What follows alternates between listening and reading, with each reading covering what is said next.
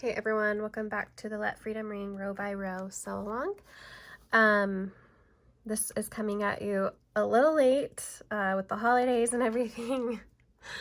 Time got away from me, and so I apologize that this is late, but we are going to sew the house row, which is a favorite of mine. I think I say that about every row, but I just love this quilt. So I wanted to show you a couple of new things that have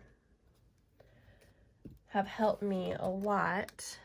So I have both of my house blocks cut out, and I've already made my house row. So this is, I've only cut out one block of each. So here they are on my design boards.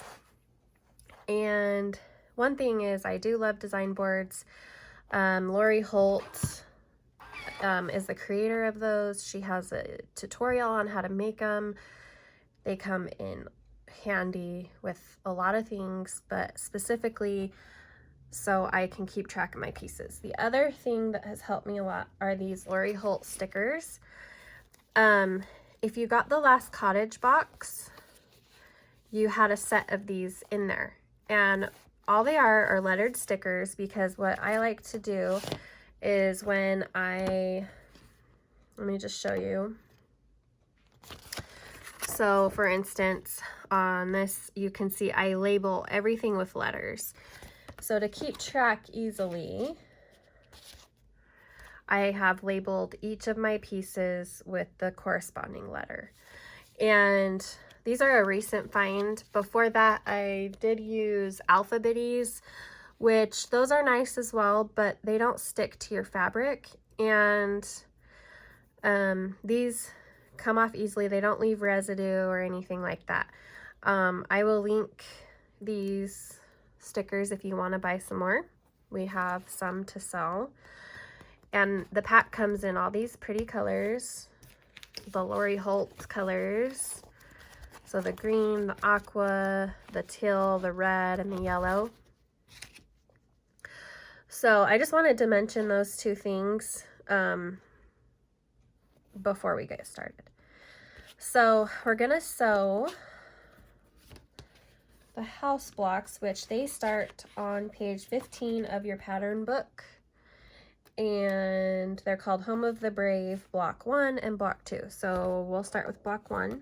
And this is the tall house. And I did make some fabric substitutions because I no longer had the star. I don't have any more of the print that is supposed to be for the door. So this is actually supposed to be the tone-on-tone star. So just, if you're using the exact same fabric, just pay attention to your cutting guide. It has it all in there. So if you'll turn to page 15, we can get started. House blocks are a favorite of mine. You always think they're gonna like take a lot of time, but they actually come together quite quickly. And I remember when I was designing this block and I was testing it, I actually made several adjustments to make it work better, and the final product I think is really great. So step 1, we need our I don't know why I cut so many O's. Okay, our M, N, O, and our K. This is going to be like the chimney part. So as you can see, these come in handy because I can quickly know what pieces are which. I really need to press these. So let's see. What I like to do also is you can lay out your entire house block. I think that's what I did when I originally tested mine. I kind of laid out the entire block and took it to my sewing table. But for the video, I'm just gonna show you here and then sew it. So the first thing you're gonna do is you're gonna sew your O and your K, and you can reuse these stickers, but they don't like stay super sticky, which I think is a good thing because then it doesn't leave residue on your fabric, but you can reuse them like 1 or 2 times. So I'm going to take this over and sew a 1/4 inch, and then we will sew our M and our N pieces on the sides. Okay, so I sewed my O and my K, and then I sewed my M and my N, and I pressed this seam open and then pressed those seams to the side. Also, another product that I've been loving is this flatter. This flavor is called Yuzu, and it has a really nice scent to it, but it's a nice starch. It's not too heavy. Okay, so we have step 1 done, and you would make 3 of these because you need 3 of this house block. So for the next step, we need L and F. So I'm going to grab my F and take my sticker off. And you have 2 L's, and this you're just going to do the easy corner triangles. So you're going to mark a line from corner to corner. I had to grab my marking pen. I have a little bit of selvage on there, but it'll be in my seam allowance, so it'll be fine.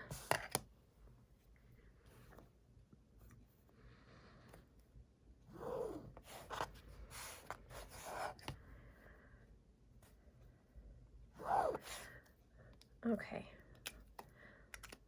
so we're going to take our F, and I will say one thing about grid fabric that is not woven. It's not straight, and this really bothers me. But I did not have another piece I could cut from. If it super bothers you, don't pick a grid fabric. It's just really hard to get it looking straight when it's, you know, yeah. So if that bothers you, you can definitely substitute. So I'm going to place this one here. So we're making the roof. This one here you can pin if you'd like. And then I'm going to sew on my line and trim a 1/4 inch away and press. So I'm going to go and do that really quick. All right, so I have my roof. I'm going to set that aside. I have starched it. Step 3, we're going to, this is the top window portion of your house, like the 2nd floor of windows. And we need our J's, our B, and our A pieces. So I'm going to take my stickers off. I'm just sticking them on my pattern right here. This needs a press really quick. Oh, sorry for moving the camera. Okay. So the best way to do this, especially when you're making all 3, is to just lay it out on your design board and take it straight over to your sewing machine. I find that's the easiest and the fastest way of doing things. So, but I'm just going to show you the layout right here. One more window. Okay, so we have the B piece in between each window. You can see this is another grid piece. This one was a little bit straighter on the grain than the red. So it doesn't bother me as much. So what you're going to do, let me move this one, is you're going to sew your center windows together. So you're going to sew this to this, this to this, this to this, and so forth until you have one long row of windows. And I would press, since this is a light fabric, I would try and press to my dark fabric, or you can press open. I've been loving pressing my seams open because everything is super flat when I do that. So I'm going to sew my long row of windows together, press, and then you're going to sew your A strip to your bottom and to your top. Okay, so here is my window unit. Looking pretty good. I'm pretty happy with my grid piece, so I'm going to set that aside. We're on step 4. You need your B.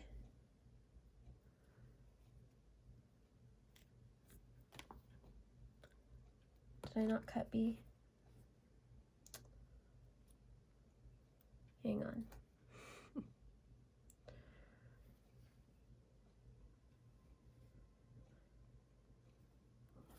Okay. Okay, our D, E, I. So we're making the window on the first floor by the door. Let's see, G. So we got our G pieces here. And I'm pretty certain I didn't cut enough B's. B's go here, and I'm gonna go do that. But what you're gonna do is you're going to sew your G's to your I, and then your B's to that, and then your E on the top and D on the bottom.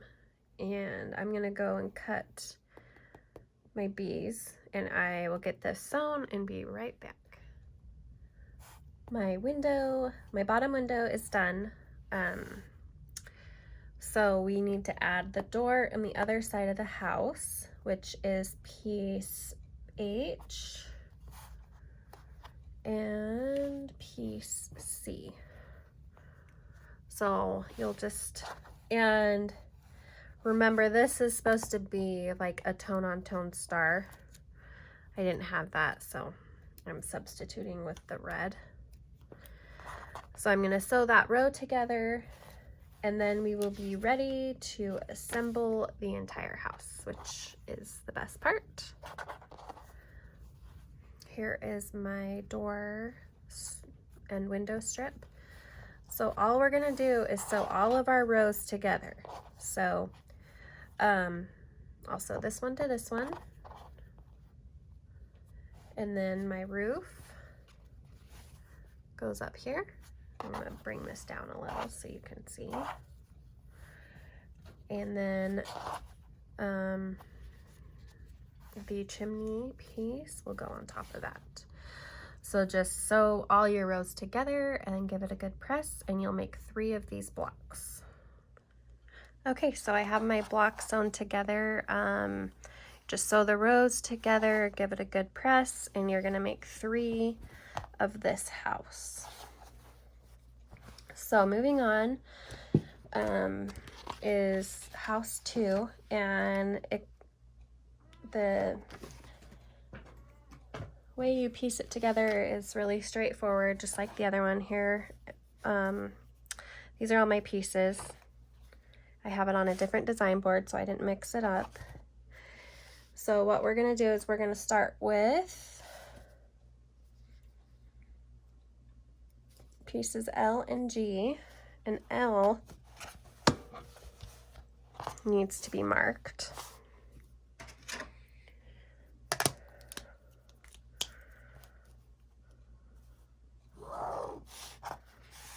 This is the roof of house number 2.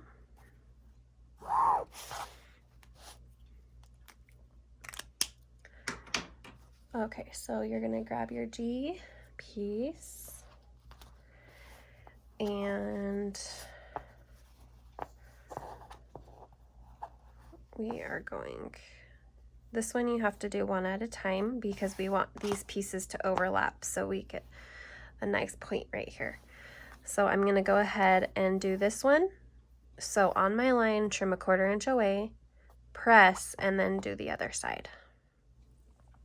Okay, so here is the roof to my house, and I've already set up the next step, which is sewing the A C, H, F, and E together. So how you're going to do that is you're going to sew this middle row together first. So I'm going to sew all these pieces together, and then your A and your E goes on the top and the bottom. Okay, so here is my top story windows. Now we're going to do the bottom story windows, which we need 2 of these. So I have it stacked in 2. But if you haven't made any, you'll have 4 of these. So all you're going to do is same thing. So these to your D's to your I, and then a B on the bottom. And so I'm going to make 2 of these, and then we will sew the door, and then we can assemble the whole block. Okay, so I have my door units. Make sure or my window unit, excuse me. Make sure when you're sewing your door unit that this piece is towards the bottom. So, also, it would be fun if you weren't doing this same fabrics as I was sewing these. It would be really fun to put some fussy cut things in these windows. And even if you didn't do this in 4th of July fabric, say you did it in Halloween fabric or Christmas fabric, it would be really fun, like for Christmas. Like I keep thinking of making one of these for Halloween and Christmas. Fussy cut like trees for this window, and like wreaths, find fabric with wreaths. And then the door, even do something cute for the door. I'm not saying this isn't cute or anything, but I'm just like, this block is so versatile that you could really make it for any holiday. So I'm going to go ahead and actually just finish sewing this whole thing. So I'm going to sew these together, press, and then all you have to do after that, this one comes together really fast, is sew your roof on, and then your K goes on top of your roof at the very top. So I'm going to go ahead and just finish piecing it, and then I will be back with my finished block. All right, so my house block is done. One thing I realized, I didn't completely match up right here because I wasn't really thinking about it, but it is a good idea to, when you're sewing these 2 pieces together, is to line up these if you're really picky about them lining up. So my other house is done, so you'll make 2 of these ones. I just grabbed my row to show you. So I have it all sewn together. This is my large house block, and it looks like, it's been so long since I've sewn this, probably a year, that this is actually pretty straight, so I'm pretty happy with how that turned out. And then you sew your sashing pieces in between. Here's my other block, and as you can see, it's pretty straight.